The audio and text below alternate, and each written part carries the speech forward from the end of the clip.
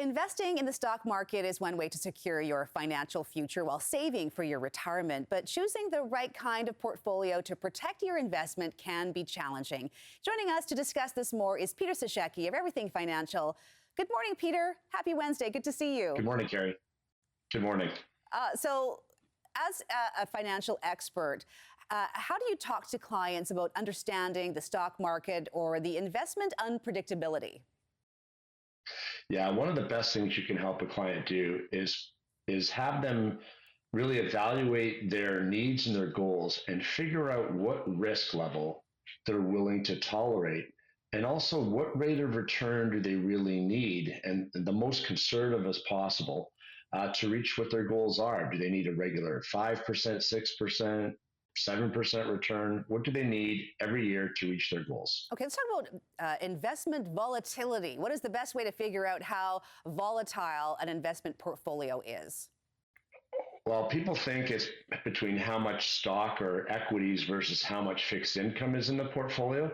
The really best way to figure it out is look at a history between 3 and 5 years, or if you can, if the portfolio has been around long enough, 3 to 10 years, and see how much range there is in the rate of return from don't look at the last 1 and 2 years, because those are out of whack usually just to certain occurrences, especially the last year. But if you look at 3 to 5 or 3 to 10 years, and if there's really no adjustment in the portfolio from year to year, say within 1%, it's a portfolio that's not very volatile. It's pretty consistent. If there's a big range and some big jumps in those years, then there's more volatility in the portfolio, and you have to be prepared for more uncertainty, high returns, but also high losses. Okay, let's talk more about stocks versus bonds when it comes to market uncertainty.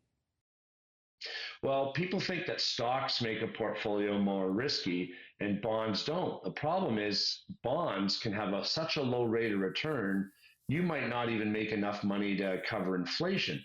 And people think stocks automatically are risky, but it depends on the kind of stocks, Carrie. When you're looking at, as we've said before, what I call the meat and potato stocks, the companies that everyone needs to have just to take care of everyday life, the things everyone is always buying and has to have just to survive, those are good conservative stocks. But then you can get risky stocks that are what's called speculative, and there's a lot of uncertainty with them, and they can have swings from really high returns to really low returns. So just because it's a stock doesn't mean it's a risky portfolio. Okay, so finally, how does where one's at as far as their age, maybe you're getting close to retirement, maybe you're thinking about it in the near future, or maybe if you're already retired, how does that affect how conservative your portfolio should be? Well, and that's the thing, Carrie. Everyone thinks I need to be really conservative, but they might not make enough money to sustain the interest rate they need to even carry them through retirement.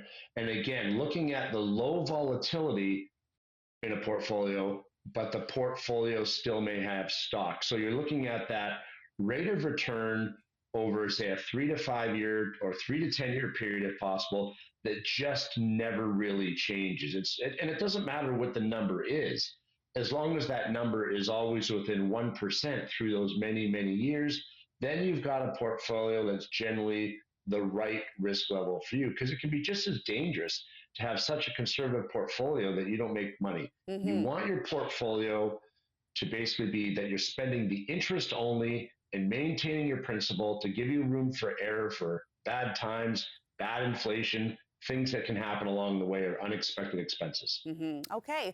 Peter Sashecki with Everything Financial. Hope you're enjoying your time off. Are you back in studio next week?